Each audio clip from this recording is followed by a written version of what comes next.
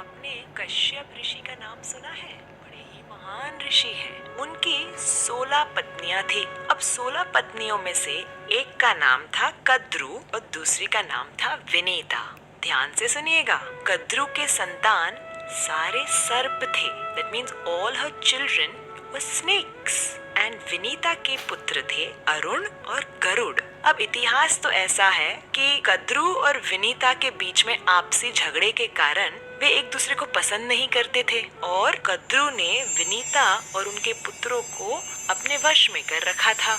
गरुड़ जी ने बहुत तपस्या करके स्वर्ग से अमृत प्राप्त किया और अमृत के द्वारा अपनी माता विनीता और अरुण और स्वयं को कद्रु के कब्जे से आजाद कर दिया। तब से गरुड़ को सर्प के प्रति बहुत ही ईर्ष्या है। तब से गरुड़ जी और सर्प की बनती नहीं है और जहाँ भी सर्प देखते गरुड़ उसे खा जाते। Wherever he would see snakes, he would eat all the snakes. अब जो स्नेक्स की माता थी कद्रु, ये देख के उसे बहुत टेंशन होता था कि मेरे सारे परिवार को ये खा जाएगा। कद्रु गई ब्रह्मा जी के पास। ब्रह्मा जी मेरी सहायता कीजिए, मेरी मदद कीजिए, ये गरुड़ तो सारे सर्पों को खा जाएगा, हमारा समाज समाप्त हो जाएगा, कृपया हमारी रक्षा कीजिए। अब ब्रह्मा जी गरुड़ के पास आते हैं और गरुड़ से कहते हैं, गरुड़ इतना सारा विध्वंस तुम मत करो इन सर्पों का। एक योजना बनाते हैं जहाँ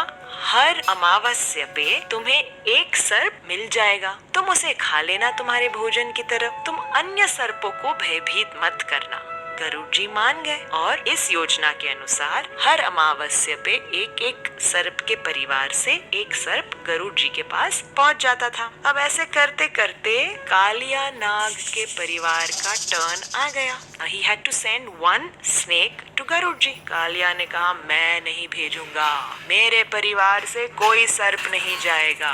और गरुड़ जी यहाँ वेट कर रहे हैं, देखा तो ये सर्प तो आया ही नहीं और गरुड़ जी जा झपटे कालिया के ऊपर। घमासान युद्ध हुआ, स्वर्ग से लेके कालिया भाग रहा है और गरुड़ जी उसके पीछे, उसे नोचने के लिए, उसे परेशान करने के लिए उसके पीछे पीछे जा रहे। कालिया गए ब्रह्मा जी के पास, त्राहिमाम मुझे बचाओ, गरुड़ आ रहा है। ब्रह्मा जी ने कहा, देखो तुमने तुम्हारा वचन नहीं निभाया, तुम्हारा टर्न था ना स्नेक भेजने का, तुमने क्यों नहीं भेजा? अब मैं तुम्हारी कोई मदद